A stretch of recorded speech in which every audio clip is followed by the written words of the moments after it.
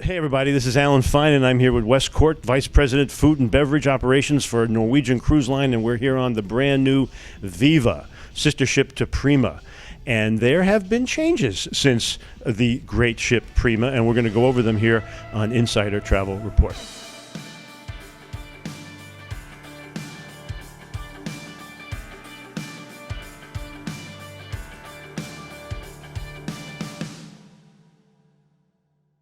Wes, thanks for talking to us. Sure, nice to be here.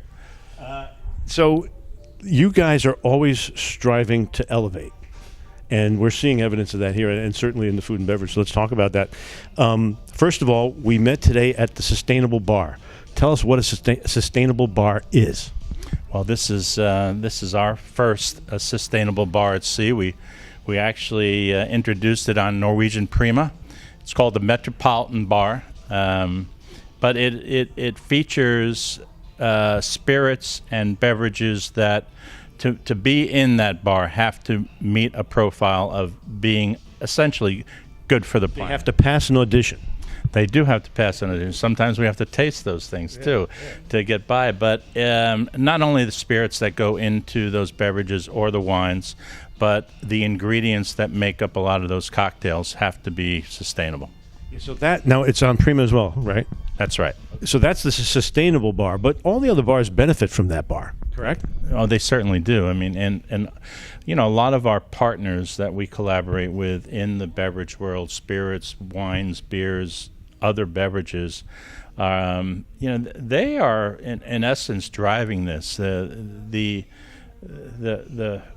you know, the phenomena that has had with farming has carried over to people that produce wine and the grains and everything that goes into beverage. So it's kind of a groundswell effort per se that's really just taken over. I can see a point where most beverage products will be in some form better for the planet. So, I mean, we talk about sustainability as not necessarily costing more, and in fact, helping business, right? But in your case, it makes the drinks taste better. So when you need a banana syrup or a pineapple syrup, what happens? Well, we don't buy it. So, you know, to buy a product, one, it's a cost, but also it's something that you have to source. It has to be shipped. It has to go in a bottle. It has to be produced somewhere that, you know, is not great for the environment. So instead of all of that, we produce it here, and we do that with products that we repurpose. If it's skin of a pineapple or a banana peel, mint stems. We were talking about the peppers, the green and red and yellow peppers. We have a cocktail called Pulp Art, which is made from these peppers that we reduce down into a syrup. Great cocktail. Even croissants that we've repurposed. That, you know, not every croissant is perfect looking. Yeah, when it comes out of the bakery, and we pick those and make this really cool croissant Mai Tai that we have and feature in the Metropolitan Bar. But not only does it taste creative, but it decreases the compost that you do? It does, certainly. You know, because we use a good portion of that, and it's used either in that syrup to make the cocktail or as a garnish. So we don't have to then use those vegetables and fruits to create another garnish. So it reduces, not only does it reduce the fact that we have to get these products here and that creates a carbon footprint, but it reduces what we're using on board. I know it was a loaded question. I set you up. I mean, I wanted our travel advisors to realize that you're constantly worrying about food waste, and this cuts down on that. Yeah, it certainly does, and it's not just in beverage. We look at that everywhere. We monitor the product that we use. We are held to very high standards in the cruise industry, as I think, a lot of your travel agents know. They were in the business for a long time. That if it's in the U.S. with the United States Public Health, we are held to high standards, and because of that, it does in part, kind of create a little bit more waste, and we have to always work on offsetting that. What I mean is that, it's not like the mom and pop Italian restaurant back home that, they make some product and they save it and put it back in the refrigerator, use it the next day. No, anything we prepare and it goes out to the pub, it gets thrown out for the health and safety of our guests. So, but the restaurants are sustainable, not just the Metropolitan Bar. Certainly, and we look at all those products too that go into the recipes, and it's really kind of something that is almost a landslide now, in that every product we look at, all of our producers and suppliers, it seems like just in the last few years, everybody is thinking the same way. And it's not just a greenwashing anymore. It's something that I think everyone realizes, not obviously bottom line important for the planet, but they've realized it's good for their business too. Yeah. One of the other ways you cut down on waste is you just carefully plan, and you don't necessarily have one main restaurant. Let's talk about that concept. Well, we have multiple restaurants, but the planning is substantial. We have we have a lot of history. We've been in business for 50 plus years. We have a lot of information that we go back on.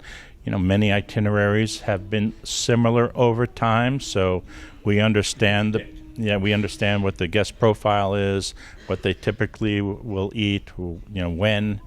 So it's really down to a science that we're able to calculate exactly what we purchase and in the end produce less waste. But also by having so many outlets, eateries, you're able to prepare less. You were saying today at a little talk we had. In other words, you don't have to make it for 1,000 people, but you could just start off with 15 salads and begin from there. Sure, and the chefs are great at doing that, at looking at a product and how it can be used in multi recipes across this ship. We have if you include in the Indulged Food Hall, which has 11 concepts, we have close to 30 dining establishments here.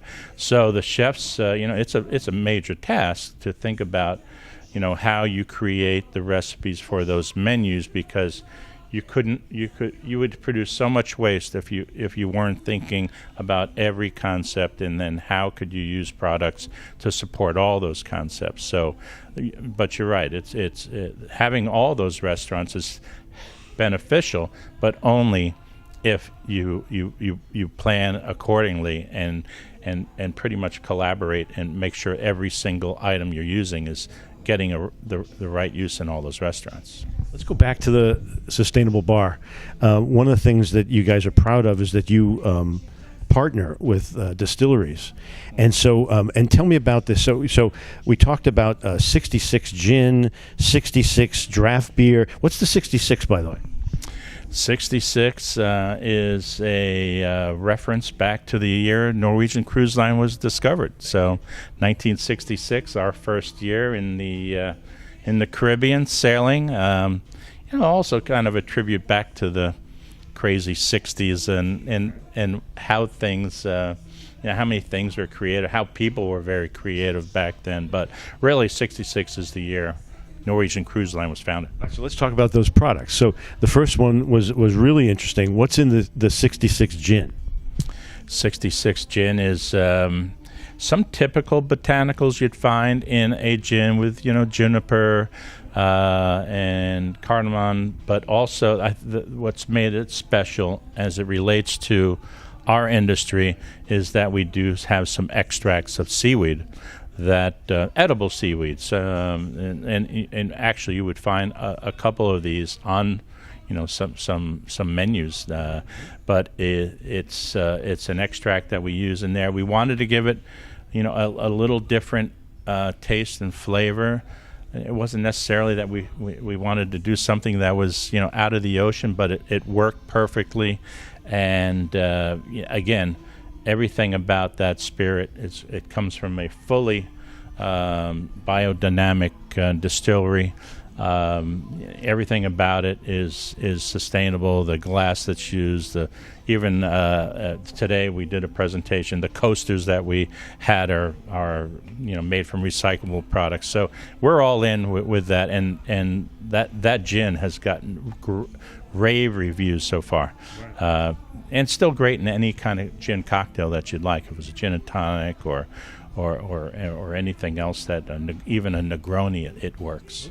Let's go down the list of 66. So there was one, the draft beer. How's that produced? The draft beer is a partnership with Terrapin Brewery over in Athens, Georgia. And what's interesting about that collaboration, they produced this beer for us. We went, and I think what's great about what we do, and we have a great team of food and beverage experts that have been now together. I think on my team, the person that is the less senior is maybe 5 or 6 years with the company. So we have a great team of food and beverage experts that collaborate well. They're very diverse and are very creative. And when we went to Terrapin and collaborated on this beer, we go to these places to actually go through the process of looking at the facility, do the inspections, meeting the partners, going through the tasting process. My wife says I have a tough job, but you have to do these things, right?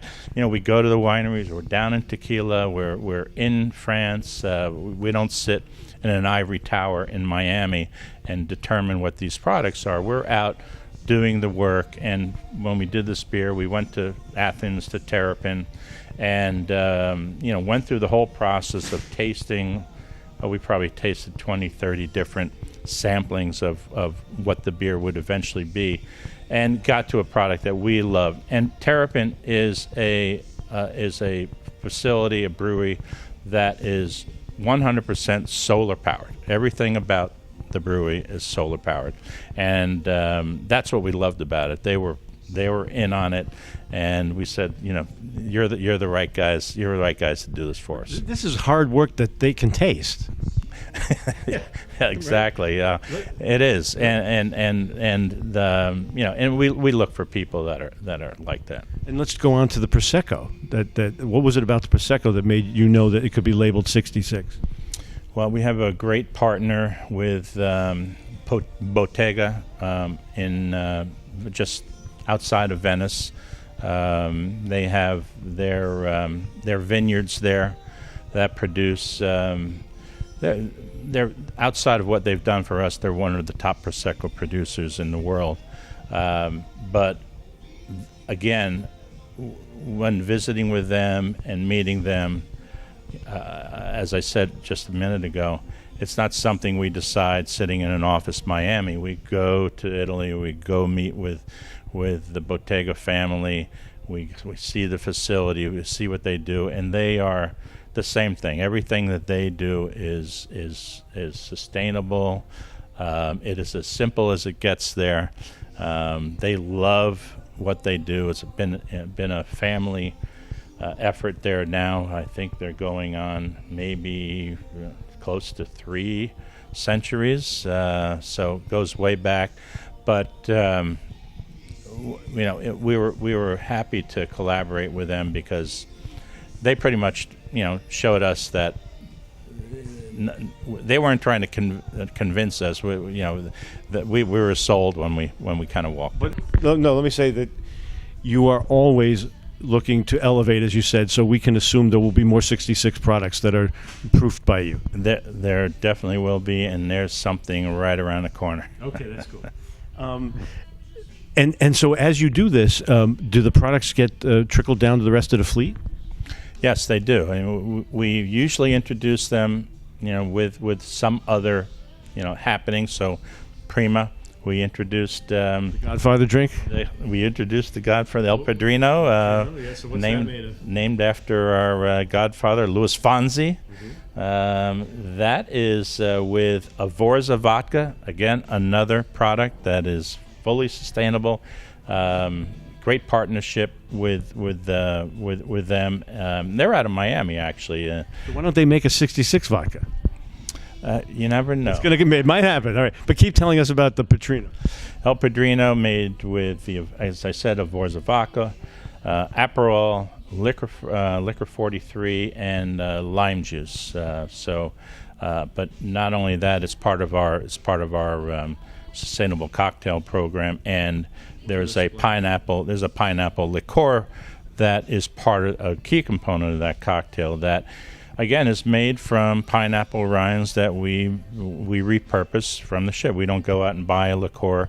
We take the pineapple rinds that essentially get trashed and repurpose those for a syrup for that cocktail specifically. Just listening to that, I mean, the creativity that goes into that is substantial. Talk about beverages today. What you were saying, that it's not like it used to be. Mm-hmm. No, it's not. I mean, just talking about these few things we just did about, I was a bartender back in the day when, your back bar and even the cocktails that you serve didn't change for decades. I mean, essentially, people drank the same thing for a long time. You were just happy Prohibition was over. I don't know if I was bartending back all the way back. But I'm saying that's why there was no innovation, because we were just happy. Now there was no innovation, and it was such a long time that, and it kind of followed food. I mean, food. It happened with food. It happened with the food networks and celebrity chefs that got introduced to the public, where everybody loved seeing that, and then beverage kind of followed suit, and beverage dragged for a long time. But I think anybody knows now, if you go out to dine, if you rarely go into a good restaurant or a bar anymore where there's not a cocktail menu. I mean, most of the time that's the first thing people ask for now, and where that never was the case. You would just go in and bartender would say, "What would you like?" And you'd go, "No." And it's sort of like entertain me. Yeah, exactly. So, it has grown immensely. And that's just in the last 10 years. Let's get back to the ship. What's your favorite? I want two favorites: favorite restaurant and favorite bar. And why? Favorite restaurant on this ship is Palomar. So Palomars are introduced on Prima and here on Viva as our Mediterranean seafood concept. The reasons I love it: one, it's kind of my preferred style of dining, healthy seafood, very light. Follows that whole Mediterranean kind of healthy dieting and dining. So not only the food that's on the menu, which we do a great job with, but the venue is up on our next to highest deck 17, has floor-to-ceiling windows, looks out, the full length of the restaurant. The design is spectacular. So sitting in there, which I did a couple of nights ago, sitting in there and just having a beverage or dinner is it is such a phenomenal environment. Every part of it. So the food, the service, the environment are really cool. And I think anyone that goes there would say the same. And then bar, you said. So favorite bar. I love Metropolitan because of the program there. I'm going to have to say my favorite bar on board, though, is the Soleil Bar. So we have a concept called Indulge, the Indulge Food Hall, which has over 11 concepts within it, some great food concepts. But we have a bar that is all the way after the ship. This is on deck 8. And it's an indoor-outdoor bar. So indoors Luna, outdoors Soleil, and the Soleil part of that bar, it's back to back, looks out over the aft deck, and you go out there at 8 o'clock at night and have a beverage in your hand as you're leaving a port like we just did in Split or Trieste. Those moments are that's why people go on cruises. It's really spectacular. let's talk about room service. What can guests expect out of room service? Room service for us is 24/7, full menu. It's something Full menu from each restaurant, or just a specific menu? It's a specific menu just for room service, meaning that breakfast, lunch, and dinner. Right. 24/7. 24/7. We found less and less guests use room service. And maybe that's because of all the great things we have out on the ship, right? But still, it's used. Somebody doesn't want to go out; they have a pizza, so it kind of fits that that need for a guest. We do some great food there, but it's really meant just to fill a need where you just maybe you don't feel well, or you're tired. It's first night on the ship. You just want to have a pizza and watch TV. And if you're working and traveling or doing bleisure, sometimes you just got to order that room service and keep going. Yeah, but what I would like to highlight that's part of our room service program in general is something we introduced recently, and it's called Swift. So Swift is a on-demand beverage delivery system. So no more mini bar. We've kind of done away with mini bars. Mini bars didn't fill everybody's need. There was always, can I get something else? And it really was something we found guests used less and less. Time-consuming to keep it full and monitoring. Yeah, for us also it was work, but it really was more from a guest perspective. It just didn't meet their needs anymore. So Swift is a program where instead of having these products there, we have a menu of products that you can kind of pick and choose what you want in your room. So you can, day one, call, order Swift, we deliver it, and these are unique products too. It's not the same old mini bar where you get the little miniature, spirit bottles and the mixers and all this. So brag, what's cool? We've got some great bottled cocktails that are part of the program, and I think many of your audience may know already that ready-to-drink beverages are gigantic. In essence, they have almost taken over the beer segment in some cases, and we feature a lot of ready-to-drink beverages that are part of this Swift program. If it's either a bottled cocktail or a hard cider or a seltzer or something to that, we have very little. I shouldn't say we don't have any. We have very little where it's kind of the old get a spirit and mix it with something. Most of them, which are cocktails, that the ready-to-drink cocktails are phenomenal.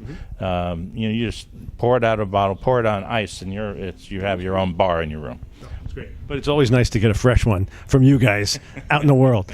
All right, so now we have the unique opportunity of talking to you specifically, and Travel Advisors are selling the Norwegian product. How would you tell, from a food and beverage perspective, a travel advisor to sell their guests about Norwegian and specifically the ship?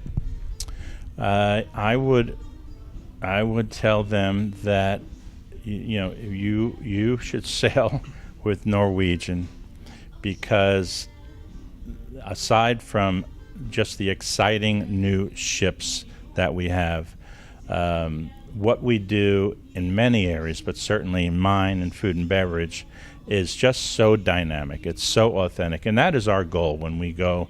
We kind of stay away from the bells and whistles stuff. So some of our competitors do a lot with shining lights on tables and dancers in the background, and a lot of theatrics around that. Our focus is, if we have a French restaurant, which is where we're sitting right now, that this cuisine needs to be authentic as it can be. I have a master chef from France that's on our team.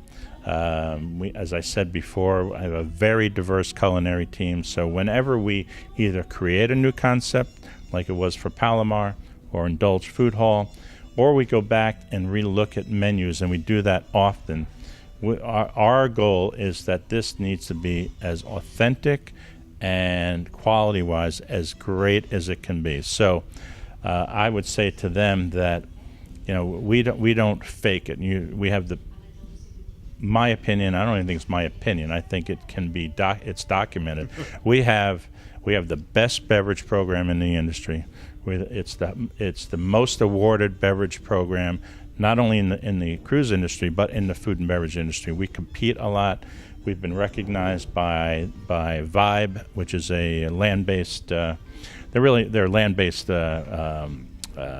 association, but they now include cruise lines into their judging of programs, and we have won awards with them every year, going back for like 6-7 years. So I would just say that, hey, if you really want to go on a cruise that's on an exciting ship, designed and really by some of the greatest ship designers in the world, but also have the top of what can be food and beverage experience, Norwegian Cruise Line is where you need to go. I'm going to ask the chef tonight what I should order here, but what did you suggest? You're going to be in bistro? Well, my favorite item on this menu probably is not the most popular menu, but it's a coq au vin. And coq au vin is it's a countryside dish. It was made by peasants a long time ago. We do it with chicken, but they made it with rabbit or whatever was running around the farm. But it's just such an earthy, tasteful dish that if I came here tonight, I'd have coq au vin. Thanks for the advice, and thank you for talking to us. My pleasure. Hope to see everybody out on a Norwegian cruise soon. And this is Alan Fine for Insider Travel Report.